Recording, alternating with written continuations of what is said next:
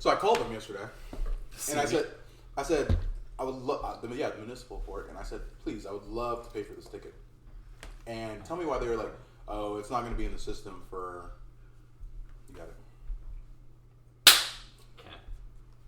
So I called the municipal court, and I say, oh, because I tried to pay it online. Yeah. And they were saying, oh, it won't be in our system for a week. When was the ticket? Yesterday. Oh my gosh. When I went to the park. Oh yeah. I never. I guess I go after 5, so I've never experienced this problem. Yeah. So I walk in, or I walk to my mirror and walk to my car, and I see this orange thing. And I'm like, bro, no way. Call them, and I'm like, I'm trying to pay for this ticket. I just want to get it out of the way. They're like, oh, it's not gonna be in our system for another week. So then, you might as well just give me the ticket next week, because I'm like, why? What's the point? Yeah. But I mean, it worked out. Oh my god. I was just mad. Yeah, that's a little bit annoying. But I want to talk about that New York thing. Well, okay, what were you thinking? Well, let's get into it. Well, I just want to talk about, like, in general, like, what your feelings are about it. Because, like, as it's getting closer and stuff, like, I know there was a lot of excitement right at first, and then, like, there's the grind to actually get something lined up. But then now that, like, it's a bit more chill, the semester's winding down, like... We found out into September, right? I think so. That sounds right. Early October. Yeah. For me, it was... low-key, my experience has been... It's been good, but it's been kind of... I'd say it's been 70-30 for me, simply because after I had achieved us getting the internship part, school kind of dwindled at that point. You know what I mean? Yeah. The motive, because that's what we were grinding for, and once we got to that point, I was like, oh, this is a weight off my shoulders. Mm-hmm. But I'm excited, man. You know, like, to be able to, we left the trip, we came straight from Asia, and I was grinding. I had a couple of interviews when we were over there. Oh yeah. I remember. Yeah, man. But to be able to that time difference was insane. We would leave the club to go back to the hotel so that you could hop on an interview, and then we would go back out. Did you tell them you were in Malaysia or Bangkok? Yeah, they knew. Oh, did they find it impressive for your time management skills? I think they were more they appreciated the initiative, I would say, which was very nice to receive. But I'm glad all of us have something secured. I'm glad all of us are going to be there comfortably, in a sense. Mm-hmm. You know what I mean? It'll be nice to be in New York and actually have some income coming in. Yeah, work and living in the Big Apple. That's what I'm saying. The Big Apple. Sorry? What job did you get again? I don't know yet. I'm either going to work with Andy or I'm going to get this thing. I should hear back this week. Oh, okay, that's good. So, well, I have 2 things that I'm waiting to hear back from this week. So. Oh, nice. So I know I talked to you last week. Has your energy shifted towards one or the other since last week, or is it still? Well, do you mean like in terms of like what I'm expecting to go down, or like what I want? What you want? Shit. Should I say that on the internet before I figure it out? That's fair. Well, that's true. I mean, I want to work at this private equity place that I'm talking to, first and foremost. But I wouldn't mind at all the other job. Like, that's cool too. That's good. I feel like you can't go wrong. You know what I mean? Like, and no matter what, we're learning. I was just letting know that I'll be doing a lot of research on the commercial real estate side, so I'm excited for that. Yeah. I feel like that would be very beneficial. Did they give you like materials ahead of time? I'm gonna ask. Kind of go through and I'm gonna ask, because I think that's a big thing. It was cool whenever they talked to us about like the project to get all like square footages for like all the different sections of Manhattan. Yeah. Oh yeah, with the presentation they did. Yeah, that was pretty cool. That's exactly what I'm gonna be working for. Yeah. Exactly. Yeah, him, Jordan. He seemed like a really nice guy. Remember, I was really vibing with him in the way he presented it to us. I think that would be a cool way to learn commercial real estate in that environment. Mm-hmm. It's a lot different than a brokerage internship, like a regular brokerage internship, because you're not, as much as I am a people person, like I want to learn more about the whole realm. Mm-hmm. Dig into like the behind the scenes research, not just the client facing bits. Exactly. I feel like I have the client facing bits. You put me in front of anyone, I will get to know you. I would love to know you, and I'd love to see how I can help you. But at the same time, I want to know the industry like the back of my hand. You know? Yeah, for sure. So I think that's what I'm most excited for. I could tell during that presentation. Yeah, I was eating it bro. Yeah, I thought it was really interesting. Yeah, really good. Beautiful office too. I told Aaron right when we walked in. I was like, I'm getting this one. Yeah. I told after that. I was like, this is mine. Yeah, I was like, I'm getting this one. No, but I'm excited, man. What's the first thing you guys want to do when you get there? Well, I'm probably going to have lunch or dinner with one of my college best friends. Oh, there you go. I have a lot of... Well, you guys will get to meet them. I have a ton of Claremont kids that are out in New York working for investment banks and stuff, and consulting firms. So you guys will definitely get to catch up and, get to meet them and stuff. It'll be really fun. Same connections. For sure. Same with me. I have a couple buddies that are over there right now. They've been there for about a year or two. Mm-hmm. Yeah. They were loving the experience, One of them just got engaged. One of them was just thriving at UI. Like, it's a good vibe to see those that you went to school with or, are close to and they're thriving. Yeah. But, I think the connections that we're going to make, especially with our little Harry Potter. Oh, Harry Potter game. Harry Potter game going on. Yeah, I talked to Nieva, and her idea was for the prize to be like, everyone has to buy the winner a drink. Oh. Yeah, I think that's not so bad. Yeah, it's not so bad. I think that's probably fronting a whole dinner. Instead of a whole dinner, I'm like, why split? Everyone has to pay like $100 for this one person. It's like, okay, this is probably going to be like $10 a person, maybe 20. Sure. So it's no, I like that. Not near as bad. Are we scrapping the initial dinner plan then? No, I think we should still do the dinner idea where like we each choose one and it can be whatever you want, whether it's cheap or not. Yeah. I think that'd be fun. Okay. So I'm also gonna buy a cheap pot and pan for coffee and eggs for my dorm because have to. I'm getting a situation though. Like, is there like the video? Communal? Did you watch the video, Cameron? Soon? Yeah, but it's been months. So there's a stovetop in your room. Yeah. Okay. Well, there you go. I'm bringing a rice cooker. Yeah, have to bring a rice cooker. Yeah. Do you remember what it looks like though? The dorm? Yeah. More or less. I mean, it looks like. I was gonna say I can pull it up, but like it's good. It's like a little room. Yeah, it'll do. Yeah. I feel like we're not gonna be in our. Yeah, hopefully not. I'm gonna walk into that room, fall under the bed like face first, and then get up and leave. Yeah, exactly. So it'll be fun, but I'm expecting to work quite a bit. Yeah. That's what we're there. Exactly. So. I think this summer is a whole different mindset simply because you want to work as much as you can, and then you also want to experience New York as much. I'm gonna be a yes man to the fullest. Oh yeah, definitely. I want to try. I want us to also to kind of like travel outside New York. Yeah, I low-key want to go and see the Hamptons. Yeah, I'm down. Just to see what it's like, because I've only seen it on TV shows and movies. I don't see why not. We got the time. Yeah. Weekends, we just have to plan out. We have to be intentional of where we want to go. Enough time ahead of time as well, so we can actually make plans. We also have, yeah. You have to put the money down. You have to do all that. I'm telling you, Othello. Oh, that'd be good. I need to see that. To be in front of Denzel and Denzel in front of Denzel Crime is crazy. But I don't know. New York. Drop anything on that. I know. I'm excited.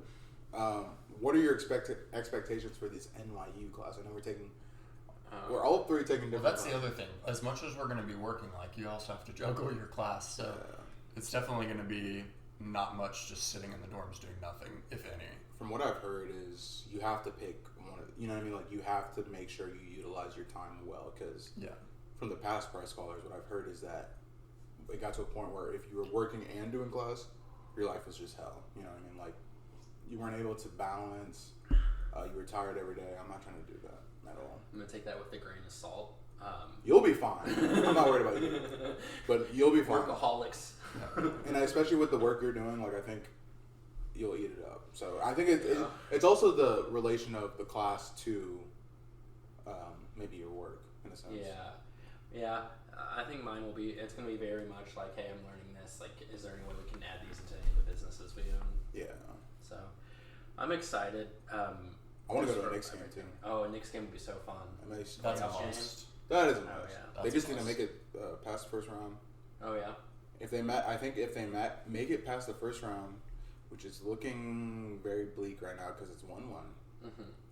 If they go into Detroit, they beat Detroit at least once, come back to New York, win here in New York, or over in New York, and then they have to steal one in Detroit. Yeah. Then that's when I'll be happy and be like, okay, we can go to MSG. Yeah. I need to buy a Thunder jersey for when we win the finals. Oh, yeah. We're in New York. Yeah. And gotta wear it the whole time. Gotta wear it the whole time. That's crazy to think about that. We're not gonna be in the Oklahoma City. I'll come home. Oh yeah. If we win if we win, I'm coming home. I don't know when, but I I was gonna say because like you can't play. The party would be that night, but then it would be the whole. It would be the month. weekend. So Yeah. Typically, from my knowledge, the finals typically start around mid-June, June 6th. I think they're scheduled for June 5th this year. Yeah. So, we'll see how that goes, but I want to do that for sure. Yeah. What are your I think this is a good segue into. Are you looking more into? What are you wanting to get out of this experience? Because I know we've all have these like we know what we want to do, but when you get back into Oklahoma, what's something that you want to bring to Oklahoma? That's a good question. Yeah, that's a good question. So I'm really wanting to learn more on how optimal ways to source deals. At least from my perspective, that's my weak point. Yeah.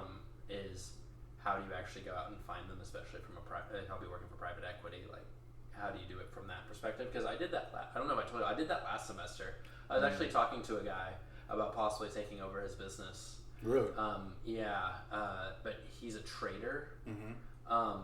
So he was an oil pipe salesman, but he was mainly a trader. So like he would buy used pipe or new pipe from like factories or elsewhere, and you buy low, sell high kind of thing. So it wasn't like it was a service or you were really manufacturing anything. And so whenever I was doing the due diligence, I was just kind of like, it's really just him and his skills with inventory. Okay. Like and so like I was just kind of like, like there's not really any way to like increase margins. If you grew it, you'd have to basically just put cash in to buy more inventory. Yeah. So I decided to not pursue it. That's fair. So, but like I'm interested to see how they source them because they're definitely part of a better ecosystem of that sort of thing. Yeah. So I'm hoping to bring that kind of into here and trying to do some of that here over the next 2 years while I'm still in school. Yeah, that's fair. What do you think? Yeah, that's awesome. Kind of in line with that, but also I think it depends because if I end up working in private equity, then you pretty much just exactly described what I'm looking to get out of this summer. Whereas if I end up doing something else, it could end up that I really care more about like the connections that I'm making and making sure that like by the time I come back here, like I've got like a couple solid connections with people in shops that like I could see myself at one day. Yeah. And then just kind of it would be about maintaining those relationships once I'm back here. Yeah, I think networking is going to be like the biggest thing for. Well, if I'm not studying or working, like or partying, I guess that's what I'm going to be Partying doing. is You networking. can be networking while you're partying, exactly. Yeah. For me, it's a lot of. Not only do I want to build those healthy, long-lasting relationships through networking. Mm-hmm.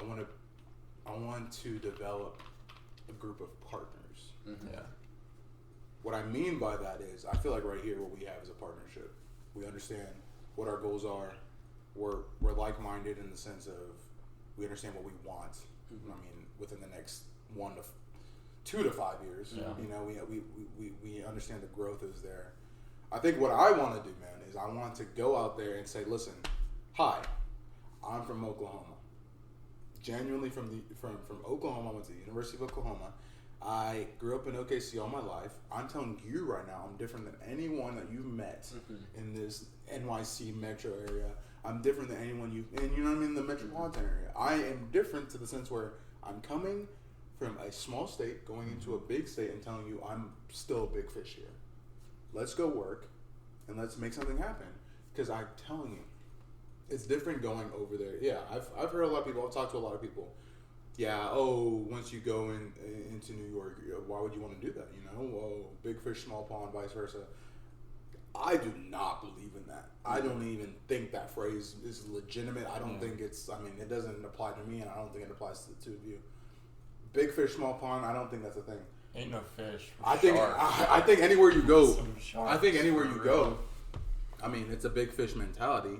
You can call it cockiness, but that's just you confusing it for confidence. I think genuinely, like, going somewhere and saying, listen, let me bring you into my world and let's grow that world too. Mm-hmm. That's my goal. I wanted to ask you specifically, since you're like on a different timeline with us, like we've got a little more school left, like are you looking for a return offer out of it? Yeah. Yeah. I will get one too. Okay, for sure. The thing is, like, the work ethic I have, this is how people should be thinking of themselves. The work ethic that I have, the confidence I have going in, I'm telling you, like, it comes from my parents. Like, the things that they've instilled in me, my mom tells me every day, I mean, you can do anything in this world. It's the truth, bro. Because if you really, really dig deep, everyone's fighting their own demons. Everyone's going through their own trials and tribulations, but you just gotta wake up, make your bed. I told you guys, making the bed is the first thing you can do to be successful. I did it today. Yep. And I bet you feel good. I literally did it because I woke up and I thought about filming this, and then I remembered that you said that, and I was like, damn, well, I can't show up without making my bed. Can't leave. You have to go in and say, I want to take it all, and you want to keep it. You know what I mean? I want to go into New York, and I want to take it all that knowledge, all that energy, and bring it over here. All that fashion, all that entertainment, all that enjoyment, and bring it here. Mm-hmm. You know, I think something that the state needs is a spark. I mean, Thunder winning would be huge. Our softball team is called the Spark. Sparks. Exactly. I mean, just something different, you know, a new flavor. But that also kind of leads me into Berkshire Hathaway, something that we're going to in the next 2 weeks now. Yeah, 2 weeks, 2 weekends. Yeah. What do you guys? I mean, this is our first time, so what do you think?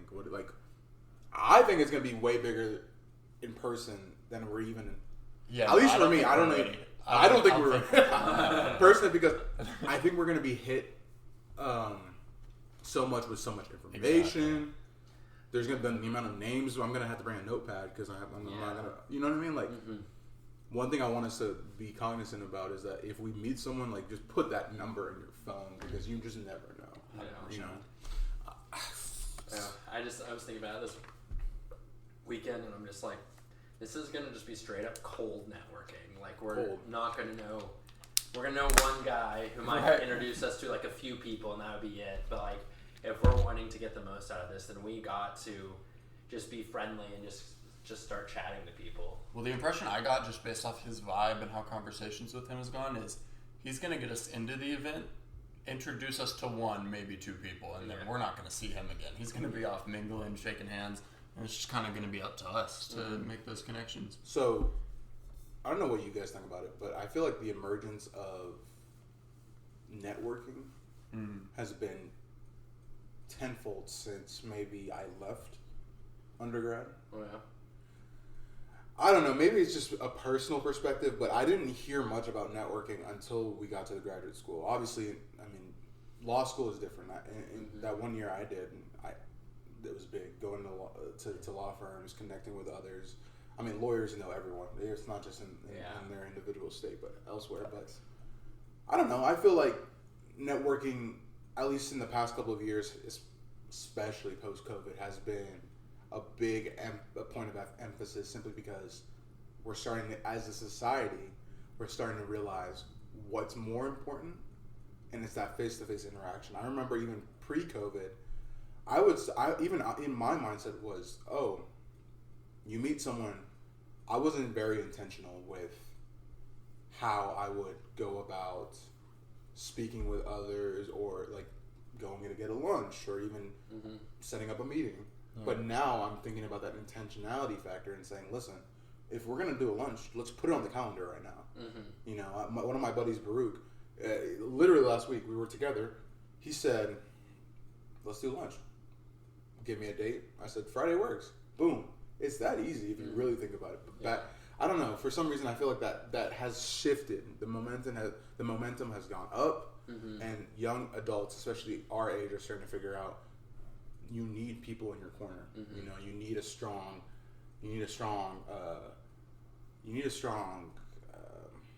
not network, but you need a strong camp in order to get to the goals that you're wanting to get. Do you guys see or have felt a change in a sense, or do you think it's just been networking has always been a thing? It's just people are starting to figure out, if I want to make it to that next level, I need to just do it. It's definitely always been a thing, but I think what you might be noticing is like a change resulting from AI, because there's been a lot more sophisticated like development of the screening out process for like applications, because beforehand, like they had their keywords, they would already filter out like digitally without a person really looking at it, but like now they can do that so much more effectively. So it really is kind of the case now where if you're not networking, if you don't have someone on the inside, like it's going to be so difficult to land an interview and even get seen at all. So it could have to do with that. But I also wasn't really like in the job hunt scene prior to like the time frame you're talking about. Okay, so I'm just saying. So yeah, I mean, it's kind of hard to say. Yeah, I guess that's true. That's true.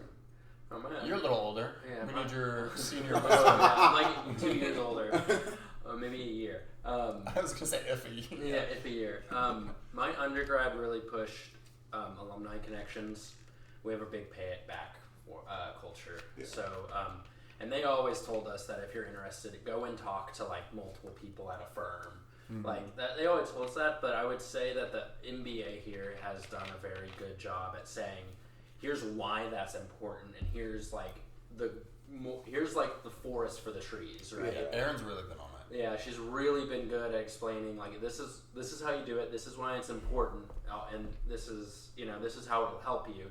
Whereas a lot of the conversations, even though it's kind of like, oh yeah, this definitely is important, it wasn't. You didn't really know why.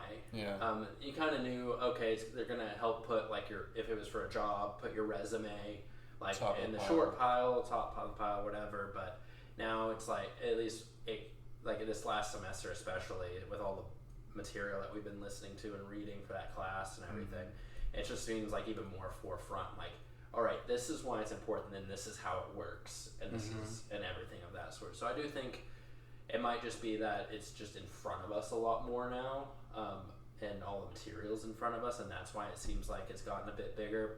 And I do think for our generation, I mean, just being the first digital natives, like really focusing on like, hey, like get on LinkedIn. Well, that's the thing, like like LinkedIn and actually like trying to get those face-to-face interactions is so much more important because a lot of Gen Zers, a lot of those Gen Zers just are not gonna go that extra mile to like go and talk face-to-face to someone. Sometimes when I wake up, the first thing I do is LinkedIn. Isn't that weird? Yeah. I don't even do any other. I mean, I do other social medias, but like LinkedIn is. I'm telling you, I love my LinkedIn. If my LinkedIn account right now got wiped, I would be distraught. Bro, I would be sobbing. I would be distraught. I don't check it when I get up, and like if I get up and I have a LinkedIn notification, it doesn't matter what it is. Like it could be some random like this company you follow posted this. Like then I'm on it and I'll be on it. And some people would think that was weird, but hear me out. I think that it's such a powerful tool to the point where you have no idea what can happen on any. You know what I mean? I have a meeting tomorrow with someone. I just messaged them on LinkedIn. They didn't respond for a little bit, but I followed up, and then they saw it. You know, especially if you have LinkedIn on mobile. I'm telling you, people utilize it, and they want you to reach out. I think LinkedIn is the biggest tool, if any, that you can. It gives you a good start. You know, especially if you're lost or if you're looking for something to get into. It's the best way to get that like push. There's a whole story, but I was at a wedding. We were at the hotel bar after, and this guy came up to me and my friend, overhearing conversation we were having about real estate, and he was just like, he was an single family home broker for investments, like investment homes, that sort of thing, and he wanted to add us on Instagram. And both of us were just like, after he left, we're like, that was weird that he asked for Instagram when he was talking like business stuff. Like that's when you go for the LinkedIn. Yeah. Turns out he's kind of a nepo, but he's done really good for himself too. It's kind of crazy. But yeah, I mean it is. Yeah, LinkedIn is definitely like a really good tool to utilize to connect, especially in industry and jobs and everything. I feel like people are really like generous too with it. Oh yeah. Like in terms of reply, like you said, it can take a while sometimes, and some people will just never say anything to you. But I feel like for the most part, if there's like any type of connection, like even just like you went to the same university, 15 years apart, like people off the back of that will actually like go out of their way to like try to help you if they can, which is nice. No, yeah. And I've noticed it, especially from Price scholars. Like you made me think of it when you were saying how like good Claremont McKenna is about it. OU's pretty keeping you good. guys connected. OU's I think the pretty graduate good. program's been pretty good. Yeah. And then yeah. particularly among like the ex-Price scholars. Oh, really? Yeah. That's really good. Did you hear Johnny Manziel is going to be on campus on Thursday? I didn't know he was going to be on campus. I thought they were just showing his film. Nah. Oh, he's going to be here. That was crazy. That's kind of wild. I think I want to go. To see Johnny football in person That'd be crazy. is he was one of the best athletes. To be able to wake up, go to a party, I got a game tomorrow, and go still dominate. Dominate, dude. Me and my buddies were talking about it the other day. Like, I think it was the level of care. He just wanted to go have fun. Mm-hmm. He was throwing bombs. He was running like his life depended on it. I mean, it'd be like if Baker Mayfield partied, right? Literally, I mean, legitimately. Yeah. And he did. Yeah. But he was just a lot more. I mean, he was just quiet about it. Yeah. But my thing is like, Johnny did not care. Yet he was still raw. And I think that in the next, I mean, if people aren't already in the next 10, 15, you gotta admit like that. There's no one ever gonna be like Johnny Football Man. I think that guy, he defined what it means to actually have fun playing the game. Mm-hmm. Yeah. Don't get me wrong. There's a lot of guys that have done it the right way, I guess you could say. But I don't know. I just feel like he got a lot of flack post while he was getting a lot of flack during. You know what I mean? But then again, it'll be cool to see him live and kind of just get his perspective on things. I mean, yeah, he basically single-handedly beat OU in the Cotton Bowl. I've never seen a talent like that, man. Tears. It just it just makes you wonder like how that talent versus that not that want, but the talent versus the mentality. Mm-hmm. Yeah. I mean, I feel like you can make a case that most people, I mean, they don't.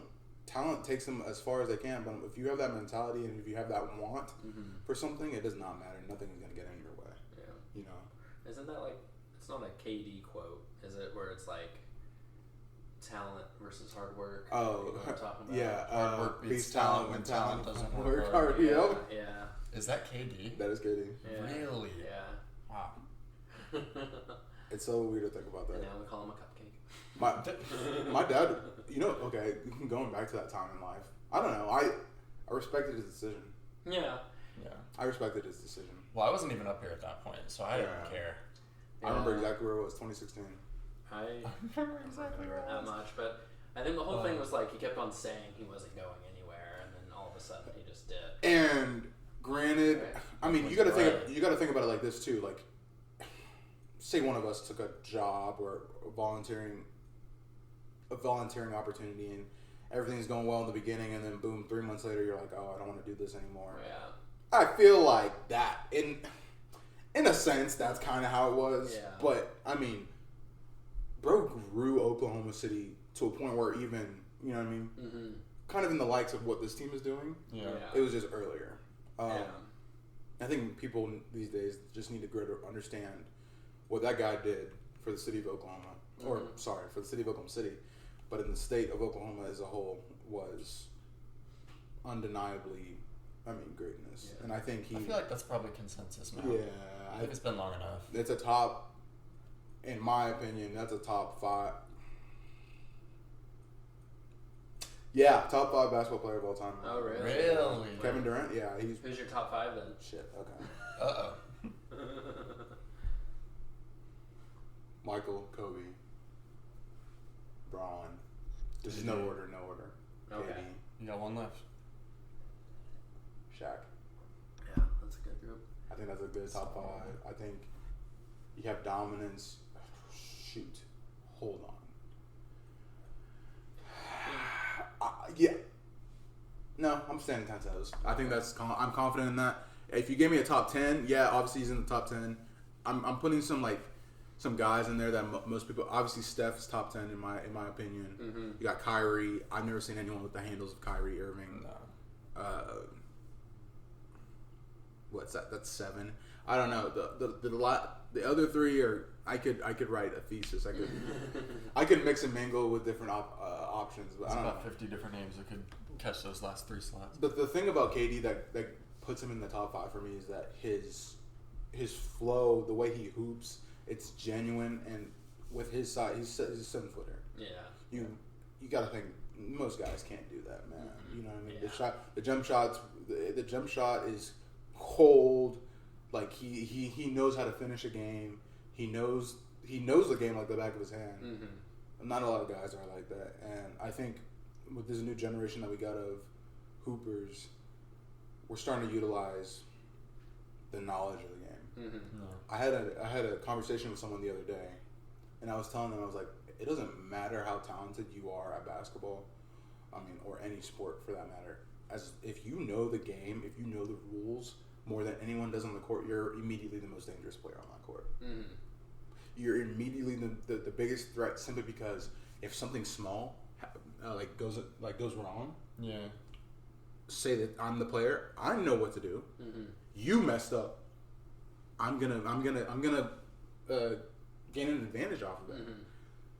So I think that knowledge is a big thing, especially when it comes to sports, simply because it gives you that next level. And it's cliche. It's cliche and it sounds very basic, but it makes a big difference in my opinion.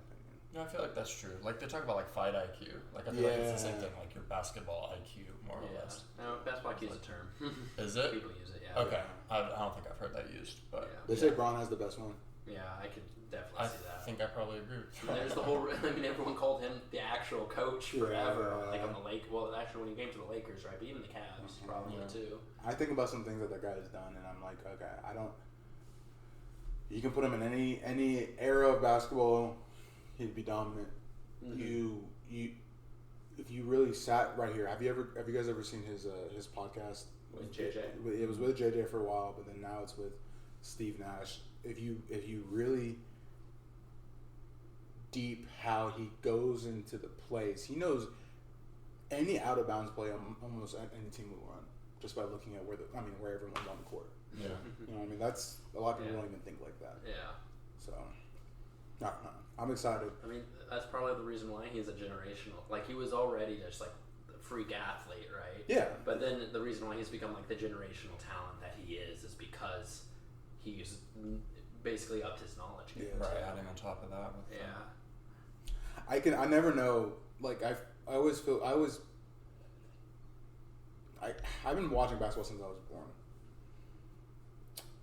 I always kind of like choke up when someone brings up the whole LeBron versus MJ conversation. Oh, yeah. Mm-hmm. And let me tell you why. Because I personally don't like comparing them because they're not the same. Yeah. In any shape, way, or form. Mm-hmm. Mentality, once they get on the court, is the same. But I feel like even then, sometimes it's just like, MJ had that edge. MJ was just different globally. Mm-hmm. You know, it's that global, not fame, but it's that global power. Yeah. That if you think about it, really sets people apart in a sense. Michael Jackson. Do you know Michael Jackson could never sit courtside? Oh, really? Fun fact: when he had to go to airports, sometimes he had to go on top of airport I guess depending on the airport, but sometimes he had to go on top of like the terminals and stuff. Yeah, he couldn't. That level of fame. I feel like you would just have your own airfield at that point. Yeah, but I mean, you got the '90s, early 2000s, That's stuff fair, like that. yeah. I don't know, Michael Jackson. That sort of fame is different to me. Mm-hmm. I don't think anyone will ever surpass that in this lifetime. Like, man, he was. I don't even know if you can anymore. I mean, the closest thing would be Taylor Swift, probably.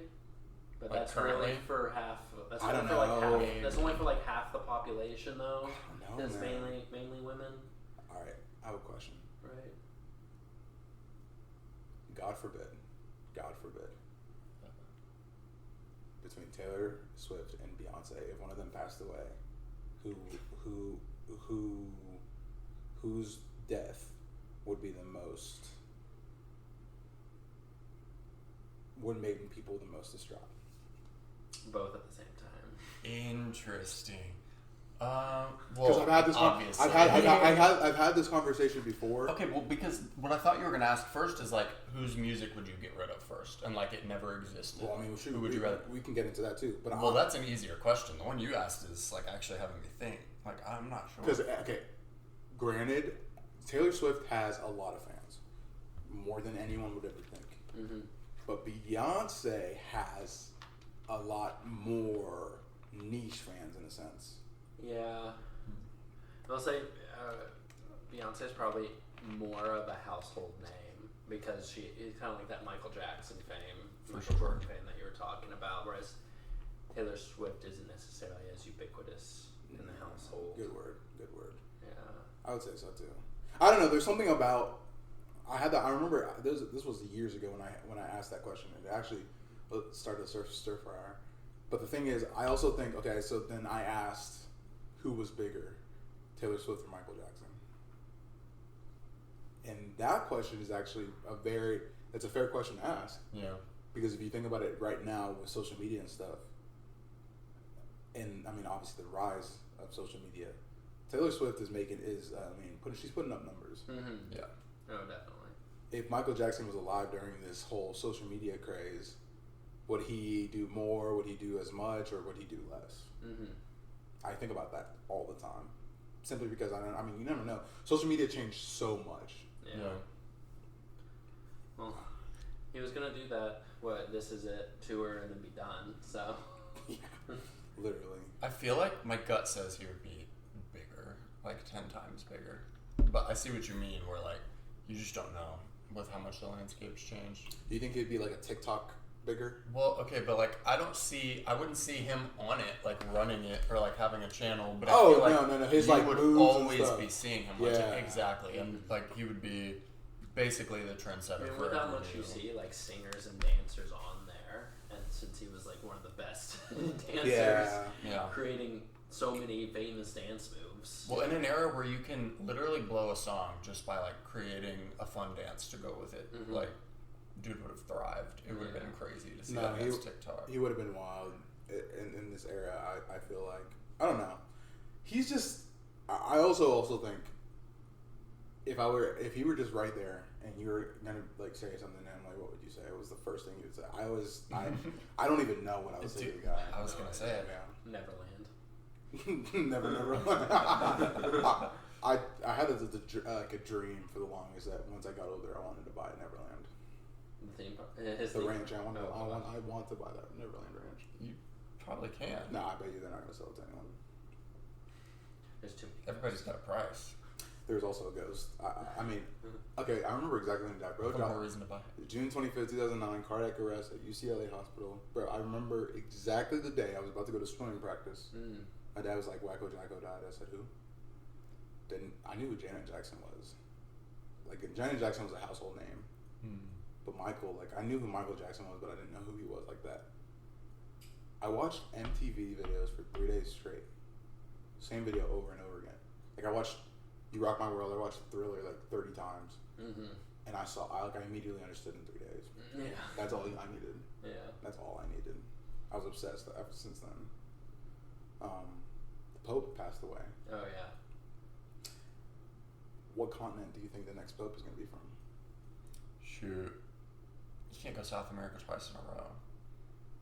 I would say I'm saying Africa. North Okay. America. Really? No, I lied. No. I was like, really? no. I think there's one from Africa that's like. There's like top two. runner. I think there's two. Yeah. So I I'm think thinking Africa's a good lock. If it's not, then I mean, has to be Europe. It has to be Europe. Italy. I saw there's a couple of Italy candidates. So how does it go? How does the conclave work? Do you guys know? Well, yes, but first I was just, I wonder if there's like any type of home court advantage. Like you're the Italian candidate and you're in the top two. Like I wonder if you're like rubbing elbows and greasing palms, trying to be like, hey, like it's got to be an Italian, you know? Trying to keep it, especially. Gotta be. No, I see what you're saying. Do that. No. I know Bro. exactly what you mean though.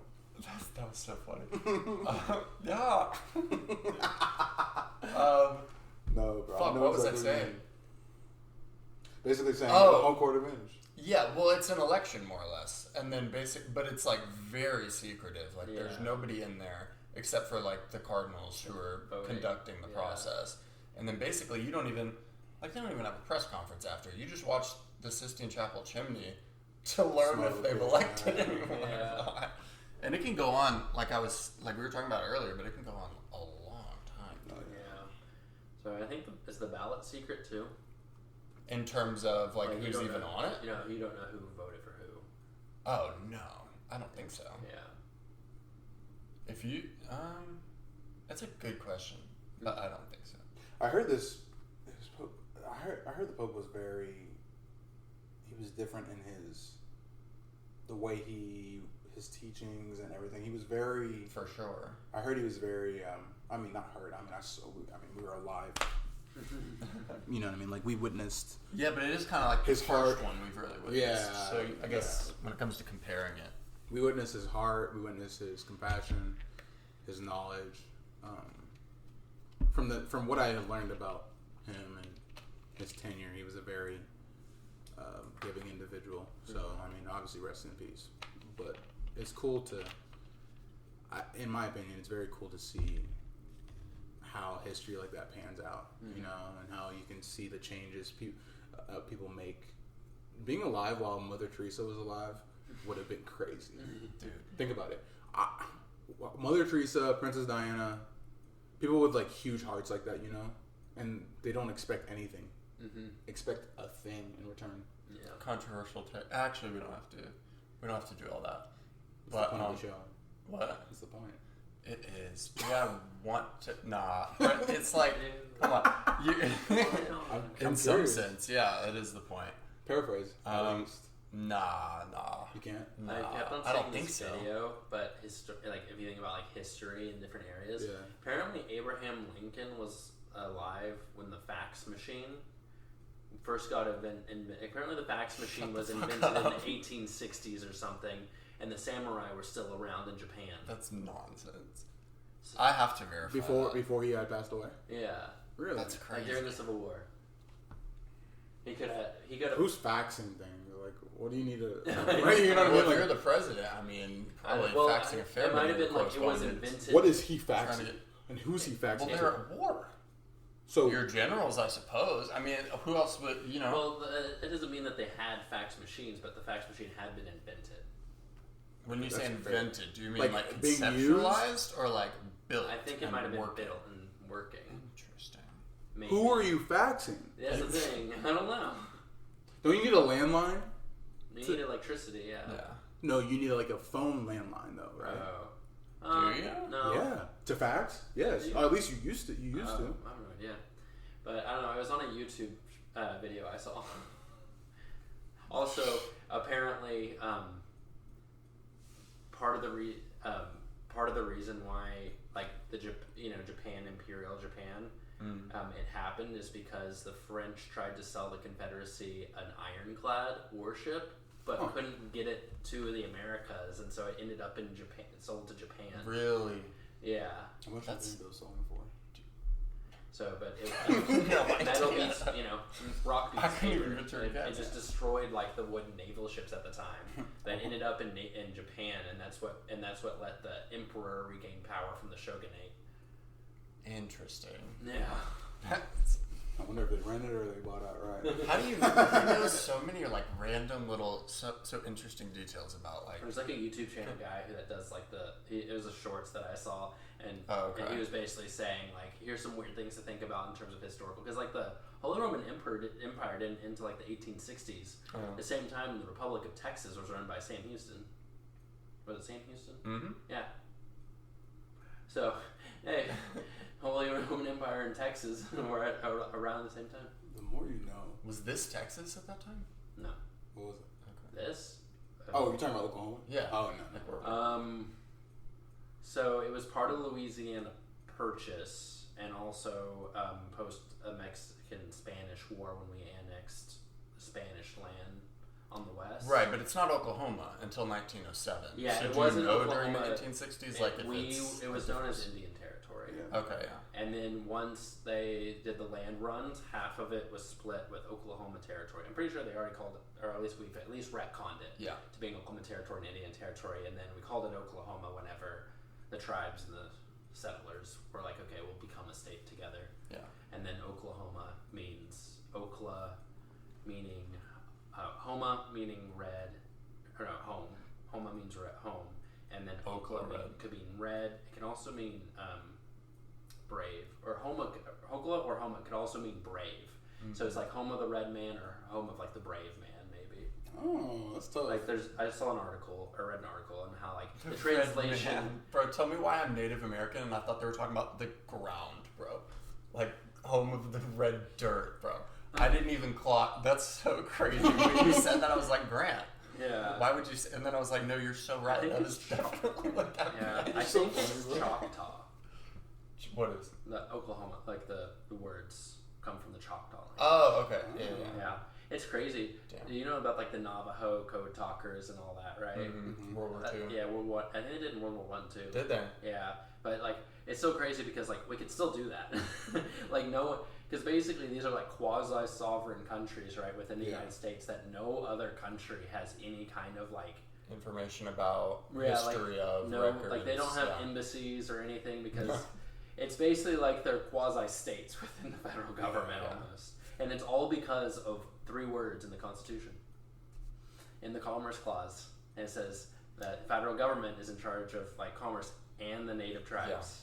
Yeah. Because of those 3 words, that's why we have the tribes still around, basically, because they were conquered.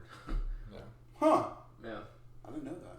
So, because the federal government's in charge, and so it's all the treaties, and that's why McGirt happened and all of that sort of stuff with that decision, which expanded their, I think it was the Choctaw land. Mm-hmm.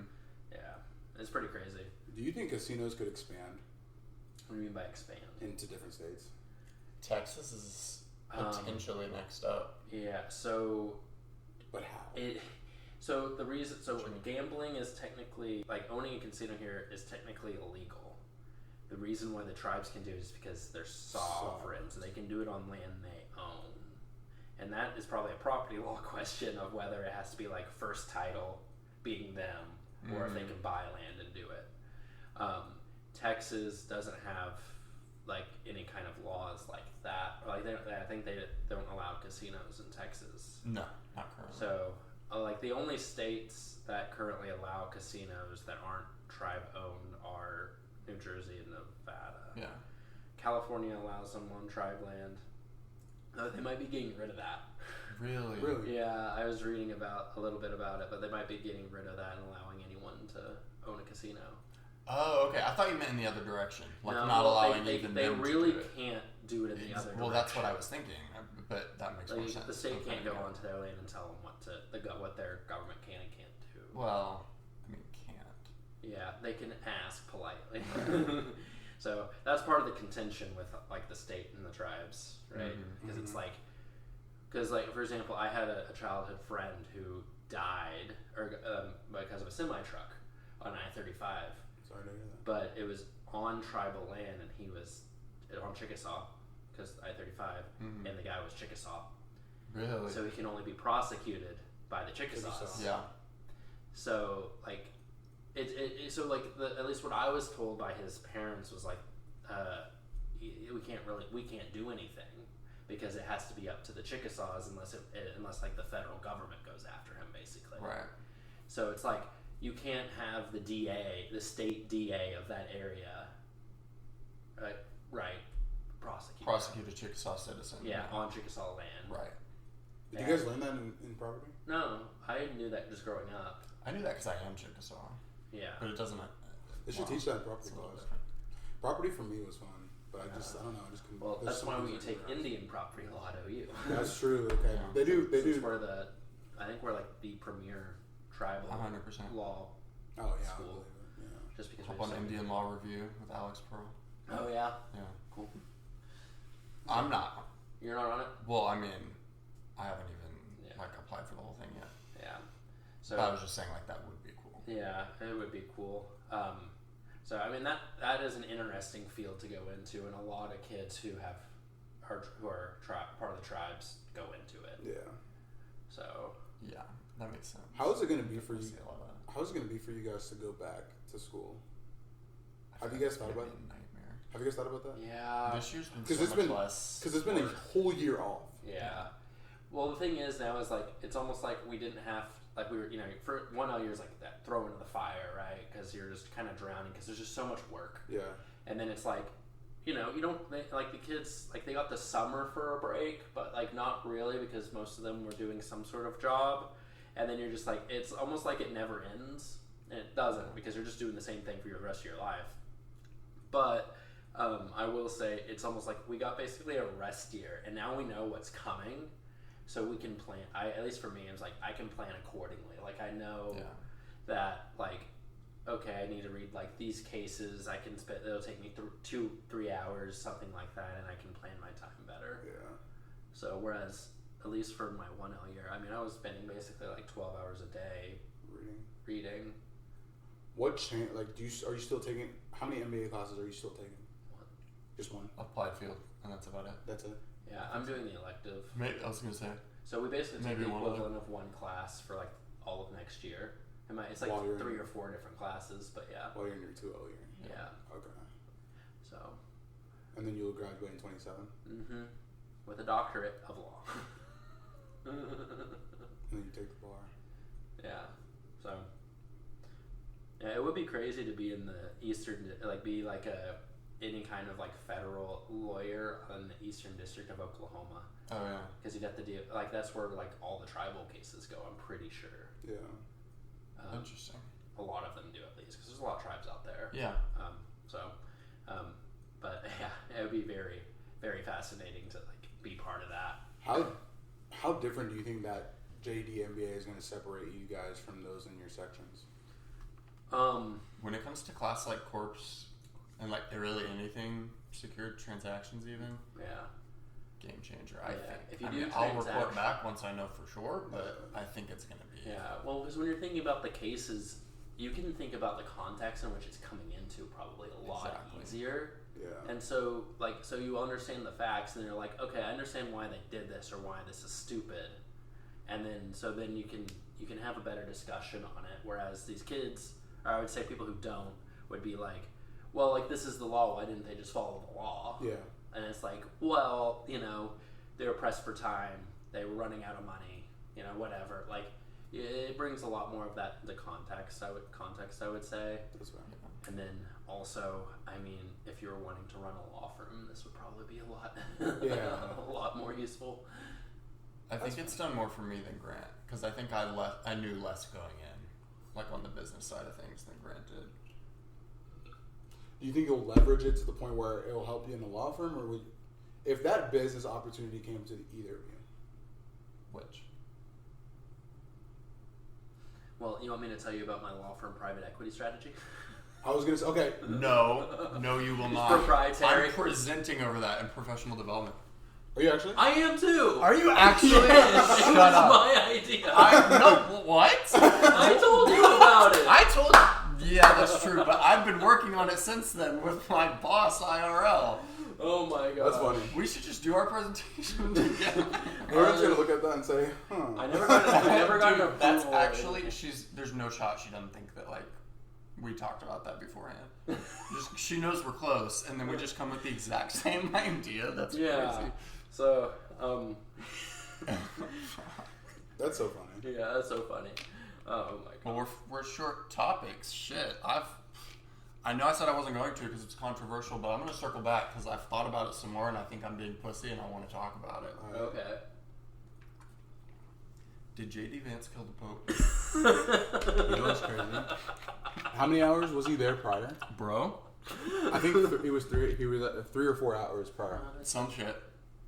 Mad close. It was less than 10 hours. It was less than 8 hours. It's max. It is absolute max. It was no more than that. Have you guys been seeing on X? I don't like calling it X. I'm calling it Twitter. I call it Twitter to this day. We'll always call it Twitter. All the memes are so funny. It's like, I saw one that was like, hey JD, my boss is gonna be here at this hour. I'd love for you to meet them or something. It's like weird. I've been seeing so many memes. I mean, it doesn't matter who it was. Like even if it was like a left-leaning institution, you go and visit the head of state and then he dies the next day. There's gonna be memes. Tough. Yeah, tough. It's like, that's just bad timing. Well, I knew he was sick, and I was telling my parents we were watching. He's been on his deathbed for like a month. And we were watching the news, and I saw him in that caravan, like he was moving, but they only showed like the angle from the back, and I was like, There's no way he's alive. There's no way he's like sitting upright, and you know what I mean. Yeah. He's sick. Let the man rest. Like there was no need for him to be waving at the people. I get it. It's He's a man of the people. I know he is a man of the people. Last Respect, chance. like I said, but also on Easter Monday is very like. Well, Last yeah. chance is crazy. But Well, he couldn't die on Easter. Yeah. That would have been a whole different story. Dude, if the Pope died on Easter, That bro. would be crazy. Do you think? Yeah. Okay. Say. Maybe he was dead already. And They were like, no, we cannot report this until tomorrow. I mean, do you think a lot of people? I know the Pope to a lot of people is like very. It's a very special. I mean, it's a very sensitive topic because a lot of people look at the Pope as essentially Jesus Christ. You know what I mean? Do you think him dying on Easter would have sparked a whole different type of energy where like, oh my gosh, like the end is near or something? I wouldn't say 1,000%. I don't know. Opposite. Well, I would say I don't think like you would see Catholics all around the world like organically being like feeling that way, but that would definitely, bro. Conversations would have been timelines started. would be flooded with that and talking about it and pointing out exactly like what you're saying. Yeah, like what a coincidence that he died on Easter Sunday. Exactly. Well, I mean, people would definitely note the coincidence, but I would think of it as the opposite of like negative, because I'd be like, oh, it's the day of the risen King. Yeah. And it's like, and the person who's supposed to be like basically his number one guy on earth passes away on that day. I'm like, it's very. I would say that's just it's a coincidence, but I would say that's just very. I would think it's like that's a good. I would say that's a good thing. Good right? omen, It's very like symbolic. Yeah, for sure. Right. It's like okay, like he goes into heaven. He's lived a good life. Pursuing with the church, that sort of stuff. I would think of it as a good omen, but that might just be me. I think it would just be down to like how you interpret it, though. Yeah. Because like immediately. I see what you're saying, for sure. That's so crazy. JD Vance. Gosh. I've been seeing different pictures of him just shaking people's hands. I'm like, oh my gosh. Ooh. I'm like, what do you have on your hand, bro? I saw one of those things. You know those you put the ones that exactly shocks you. I saw a meme when someone said that's definitely what he had in his hand when he shook his hand. Have you seen 24?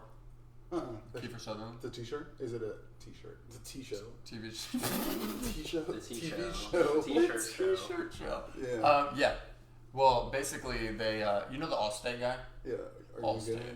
Yeah. So was he him for plays the Halloween. president in that show. Well, at the time I'm talking about, he might actually be like Isn't that crazy? for office. I was him for Halloween one year. Who? The Are you? Actually, 2 years in a row. Oh, wow. I just put on a suit and walked around.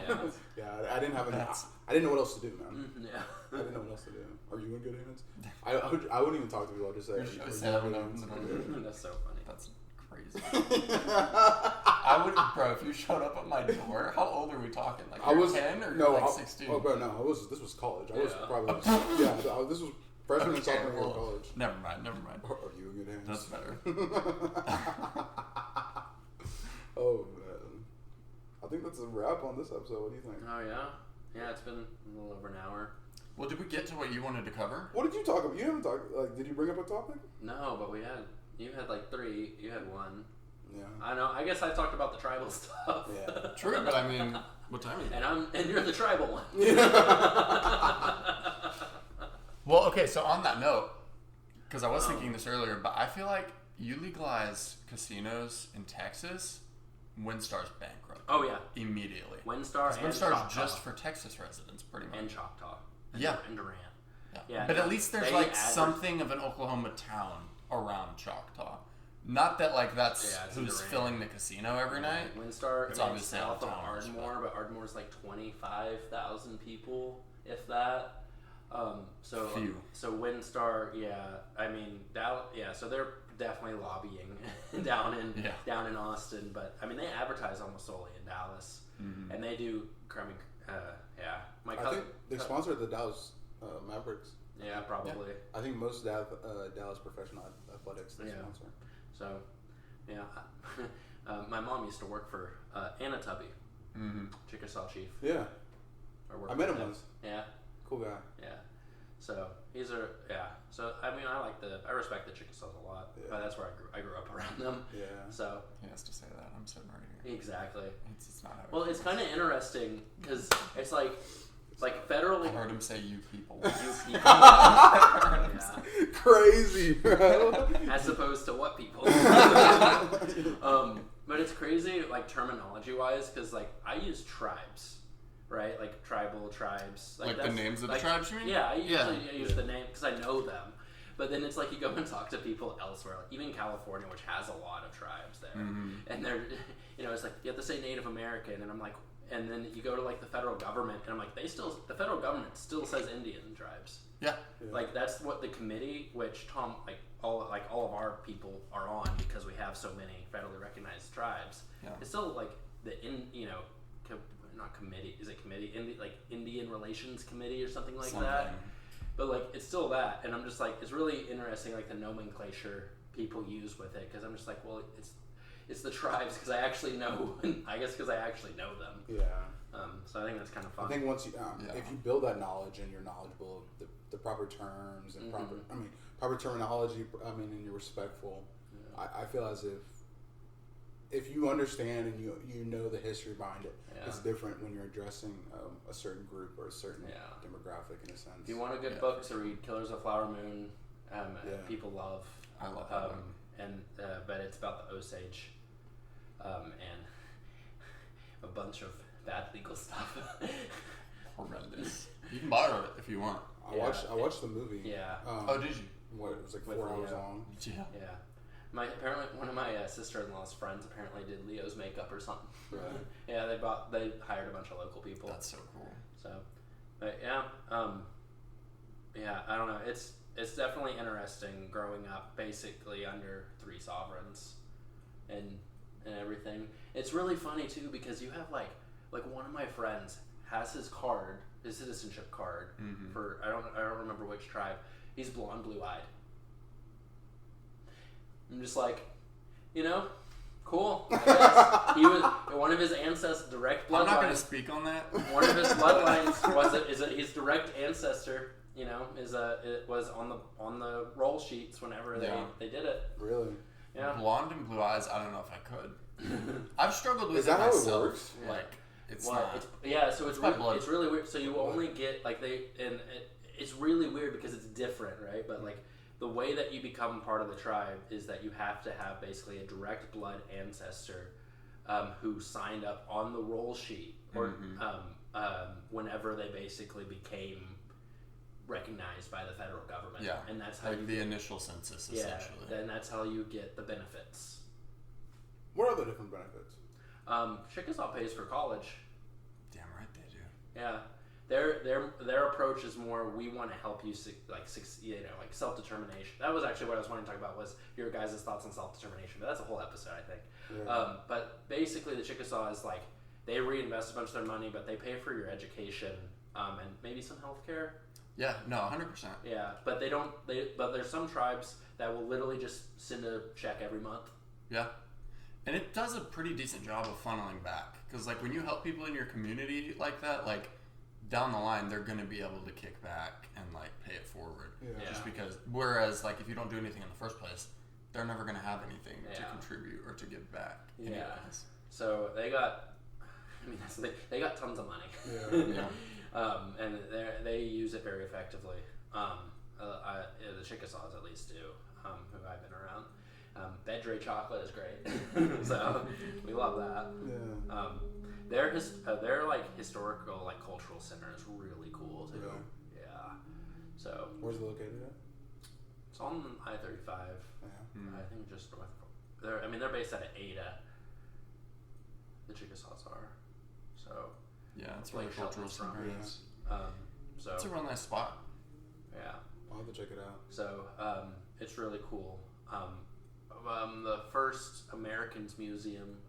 Love that place. I haven't been. My mom's actually going this gorgeous. week. I need to go. She's going this month, you said? My mom's going this week. Oh, it's gorgeous. Oh, cool. Yeah. So. You should tag along. Yeah, I should. It'd be cool. You did a dinner there once. Yeah. Also, and it was like the venue was on. Yeah. There's a great podcast about the Olmecs. there's a spiral mound out east. It's the Mississippian culture, which is like pre like any of the modern like the tribes that we have, like way far back. But they did a lot of they were called the mountain builders. Built a bunch of big hills for like ceremonial. We're talking like pre-Inca Maya era, yeah? Yeah, pre-Maya. Like even before that. Yeah. Okay, that's what I thought I remembered. Like the Olmecs were part of that, like that era, that sort of stuff. The Mississippian cultures. The Olmecs might have been down in Mexico. Man, how far are they fallen? Smallpox, man. I was talking about Mississippi, but then it's really hard to shit on Mississippi when you're in Oklahoma. Yeah. So hey, man, we're 49th. Everything we're 49th in, they're 50th in. So, like, we barely have room to talk. So, yeah. That number needs to go up quick, bro. And it's really funny because apparently I was reading an article, like, Oklahoma has a number of, like, top schools in the nation for, like, secondary education. And then we just have some, like, but the majority of them are just, like, the worst, right? Yeah. So it's really weird. But Oklahoma City, like Edmond schools are really good. I think like the Moore ones are pretty good. No, Westmore, Moore, like Southmore, they are insane. Like they're good. Norman North is really well, it's rich. Norman schools are good. Norman High. A lot of people sleep on Norman High. Norman High, their education's really good. Yeah, I mean the Tulsa suburbs are amazing. Yeah. Like Bixby, Broken Arrow, Union. You know, they're also huge. My best friend's moving to Broken Arrow. Oh yeah. Nice. The BA. So, I mean, it's those suburban schools though, but then you go to like the rural schools and they're not that good. Well, it's not that they're not that good. They don't have funding. They're worse than not. Yeah, exactly. Because, well, if you want some history, for Duncan, our industrial parks, which is the like really high property, because our schools are funded by property ad valorem tax, tax, right? Our industrial parks were a lot like a Family Dollar distribution center, not in the school district, so Duncan doesn't get that tax dollars, even though it's within city limits. So it goes to Comanche and it goes to Marlow. And they're probably struggling a little bit too, but like they get outsized money from them, whereas we don't. And it's a real bummer. Well, it sounds like we need to get in there with some leadership and some entrepreneurship. Oh yeah, literally. Yeah, that's our Gen Y recommendation for today. Oh really? Yeah. Is course implementation. Yeah, entrepreneurship and leadership. I was like, that's why I asked Bruno about it in class. Are you doing the talking? I can. Okay. I mean, I wrote the timeline. I guess I'm just like, you need to figure out what this class is. And I gave them like a 12-week schedule to actually like create the class. So. I did. Yeah. I know what you're talking about. With the branding they have, they need to. I feel like they really need to just emphasize.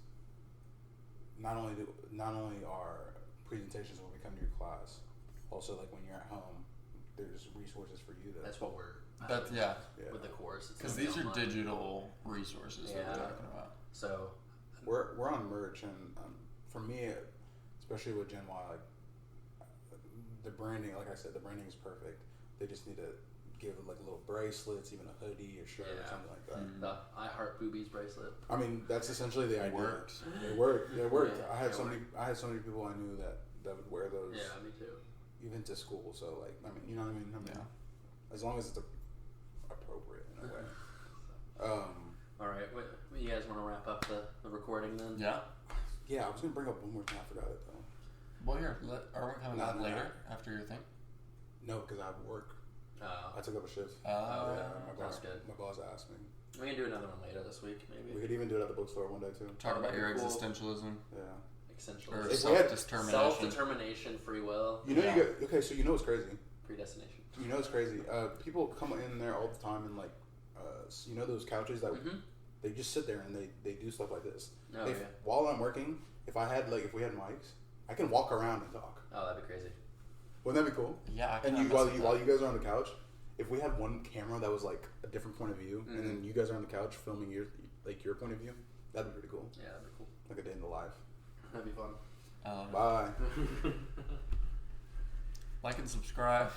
Oh, I was gonna say no. Before you stop it, did you stop it yet? No.